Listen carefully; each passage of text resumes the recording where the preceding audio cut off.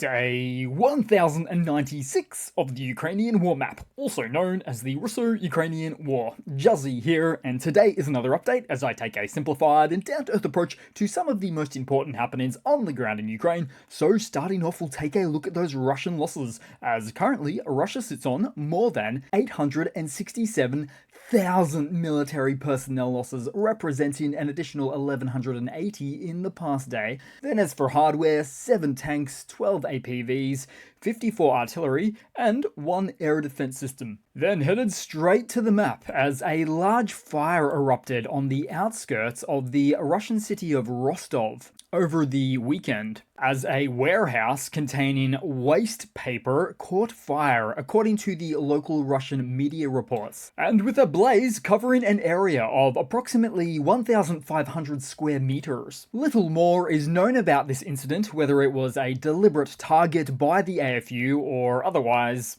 just another innocent fire in Russia. But you have to hand it to the Russian authorities and their media in this case, providing a perfectly harmless accounting of the event, naming the site as a waste paper warehouse, as they make it sound as inconsequential a target as they possibly can, framing the narrative that something was on fire that they were going to dispose of anyway. And all the meanwhile diverging from their classic statements on minor damage after some debris hit a facility. So let's see if they can keep up this newfound excuses creativity. Then headed across to the border region as Ukrainian armor has reportedly rolled into Russia's Kursk, including the use of a CV-90 infantry fighting vehicle and an M1A1 Abrams tank that was spotted, suggesting a rotation or addition to their existing forces on this incursion front. And it's certainly an ongoing move that not only challenges Russia's grip on their narrative,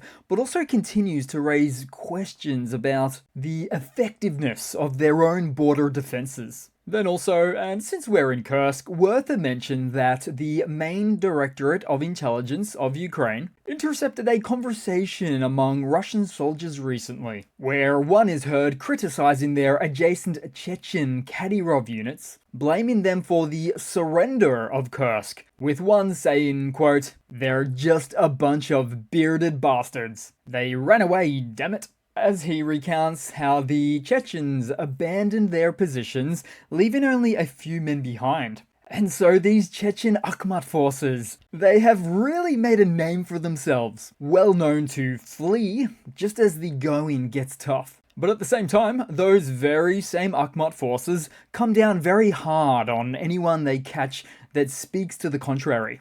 Then on the map, and as for this incursion on the southeast, we recently saw some footage of the German Weisent mine-clearing tank paving a safe route for Ukrainian military personnel towards Ulanok, just beyond their current location of operations. Then headed across to the main map and just south of the Pokrovsk direction as a Russian tank destroyed 2 Ukrainian FPV drones right here at Novolenivka.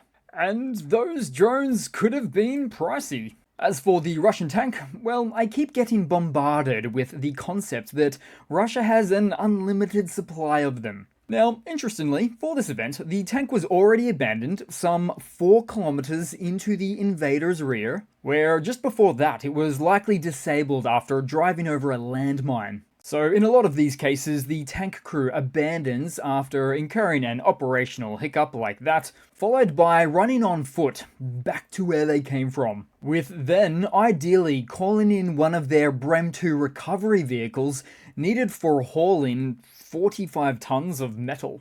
And now that I mention it, I haven't seen Russia's use of their Brems to recover vehicles in the longest of times, with them arguably now having been demilitarized out of that strategy. Then also, in the ongoing battle for Pokrovsk, a pack of Russian soldiers were seen surrendering, possibly near to the AFU's recently expanded areas, as these surrendering Russian soldiers followed a Ukrainian drone giving instructions over a loudspeaker, which is further military compassion seen there from the Ukrainian dictatorship army. And really, I'd very much doubt that the Russian army equips any drones with loudspeakers, or at least certainly not designed to aid in the safe and orderly surrender of Ukrainian soldiers. Then briefly around the map today, as more knocking out of enemy logistics, as seen here. No meaningful logistics, no meaningful invasion, which is really what it's all about there. Then also, we saw the aftermath of a Ukrainian HIMARS rocket hitting a Russian base, and done so likely into the rear, with one strike flattening half the building. The Russian narrator behind the video pointed to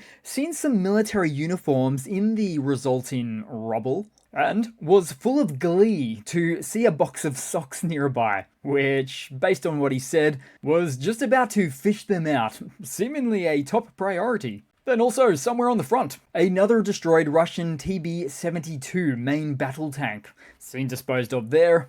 Then also another damaged and abandoned Russian armored column, spotted by Ukrainian recon drones, followed by calling in an FPV or two for a bit of additional cleanup by the armed forces of Ukraine. Then headed across to some news. So as of today, the situation regarding a Ukraine peace deal intertwined with a US mineral deal remains fluid and complex, to say the least. With reports of a new and improved draft, which was revised in response to Ukraine's rejection of the first draft, with that follow-up draft dropping a controversial clause that would have subjected the agreement to adjudication in New York courts, something that was at odds with Ukrainian law. Although the situation has since become even more complex, with reports of a third draft now that has reverted to harsher terms. Now, Zelensky said of some of these occasions that Ukraine saw, quote, a number of problematic issues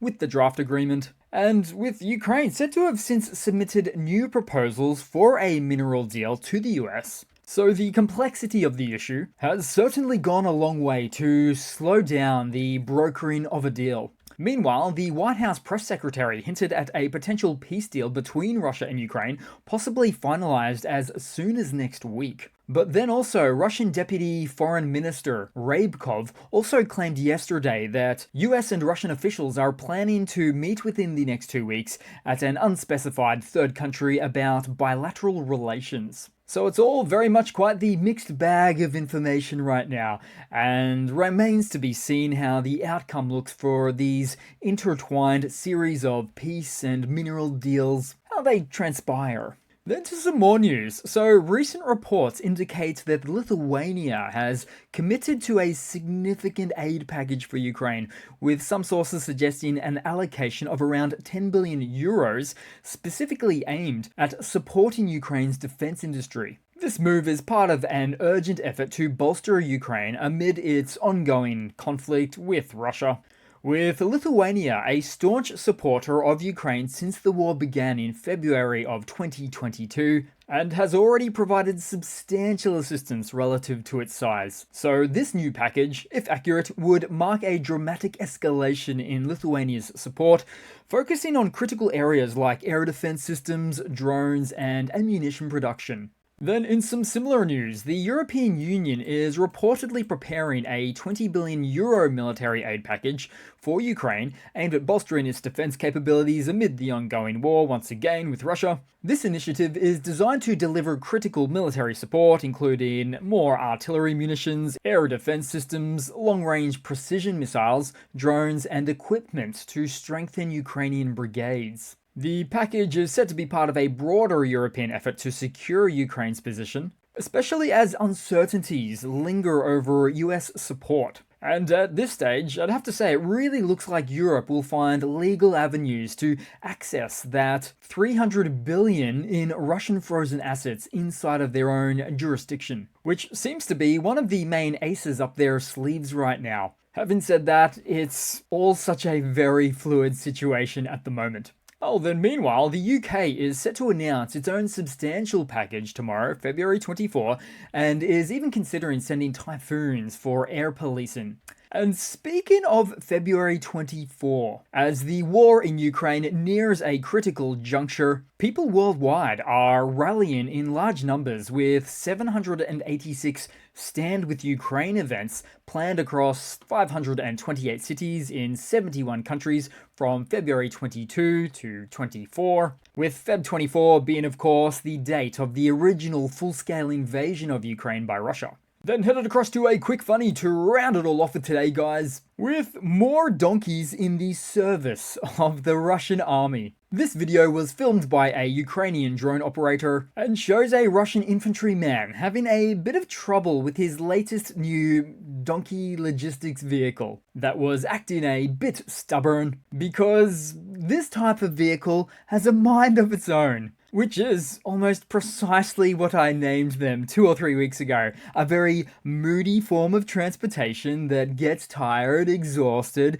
requires veterinary care, plenty of ongoing food and water, all of which is a whole different ball game that you'd need to reorient your military units for. But then to add to that funny, because then we also saw, from a different Russian unit, this time with hoverboards, which are essentially even less capable electric scooters and probably purchased by newly contracted Russian soldiers from their sign-up bonuses. And with these devices specifically purchased because all of the Russian department stores were already out of the e-scooters. But hey, at least these ones have kids' coloring designs on them and everything. It's just fantastic.